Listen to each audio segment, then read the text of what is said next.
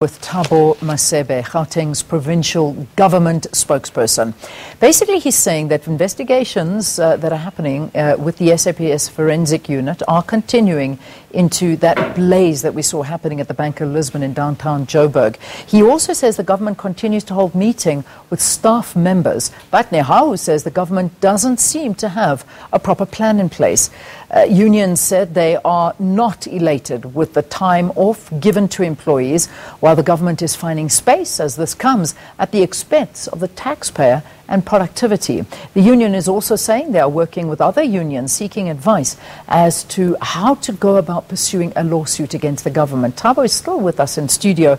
And Thabo, I just want to get a bit more clarity on this issue. What you've said to me now is that 9 buildings that were identified as substandard have been shut down by government. They government-owned and run buildings with thousands of employees in them and have got, different functions and different departments are represented there.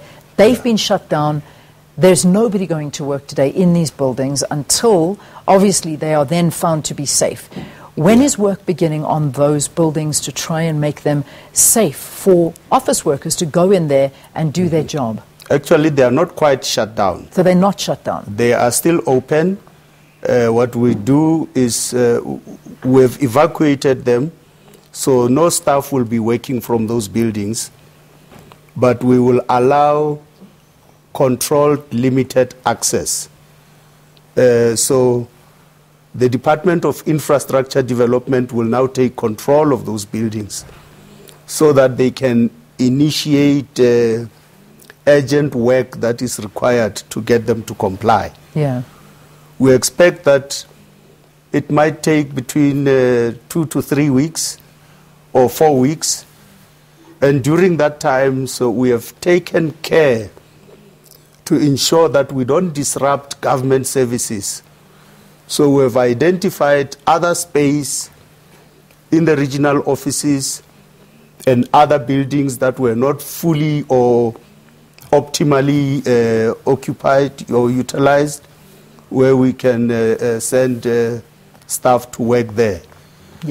So every department, every head of department has a plan to ensure that there's sufficient or adequate space for all the affected staff members to work from. Yeah, this is big.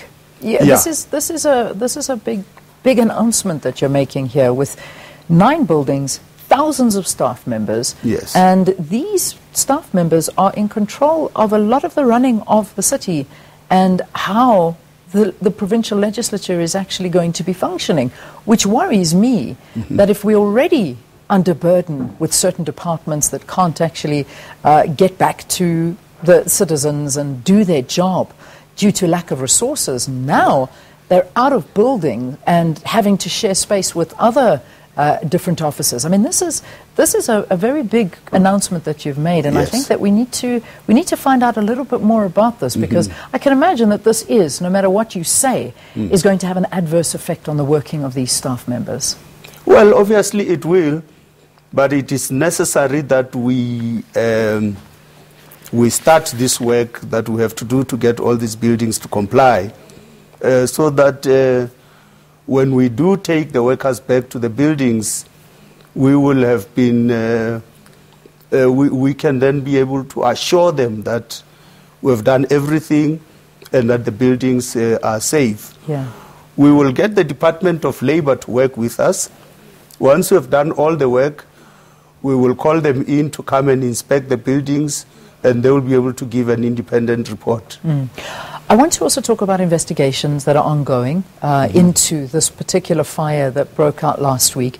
And there have been some other instances that have happened as well. We do know that there are big major investigations currently taking place, interstate capture, and this floor that particularly caught fire, and I don't want to speculate. I really don't want to speculate, and please stop me if you don't want me to go here. Sure. But I know that there are major investigations. There have been reports of other instances of arson that are taking place. Is there still a suspicion that there may be a very underhanded dealing happening in these buildings, even though they're unsafe, but perhaps this is more than what meets the eye? We wouldn't really know. We only hope that the police will be able to investigate, get to the bottom of this thing, and at the end of their investigations, they will help us to know what caused the fire, was there a motive, was it arson, and so on. So, at the moment, as you said, speculation will not help.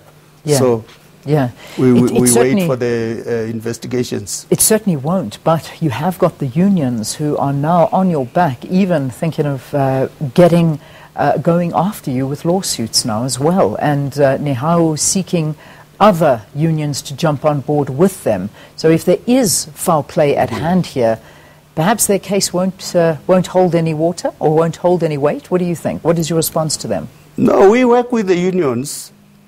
We have been in engagement with them. Yesterday, as we announced these plans to evacuate the buildings, we were working with the unions, and we made a commitment that we'll continue to communicate with them throughout this process.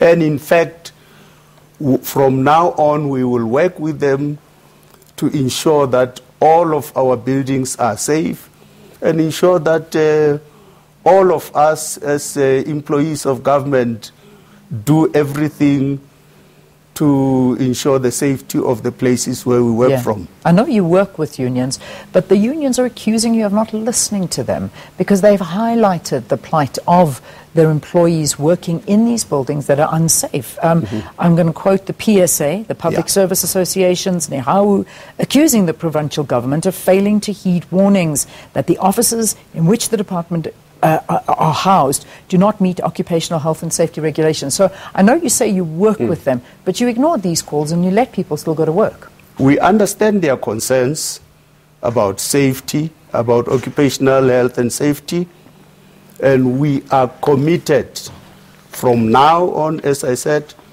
to work with them to ensure that everything is done to get all these buildings to comply and make sure that all of us as public servants, as employees of the state, do everything in our hands to ensure the safety of the places where we work from. All right. Thabo, thank you. We will invite you again once you get a bit more information as to the time frame on the investigations, how long these buildings will be closed for, and other issues that are affecting the residents and the provincial government here in South Africa. Thabo Masebe is the Gauteng provincial government spokesperson, updating us on a closure of 9 buildings owned by the government with government employees, and what are they going to be doing as the investigations go on. Let us now take a break, 16 minutes past 8.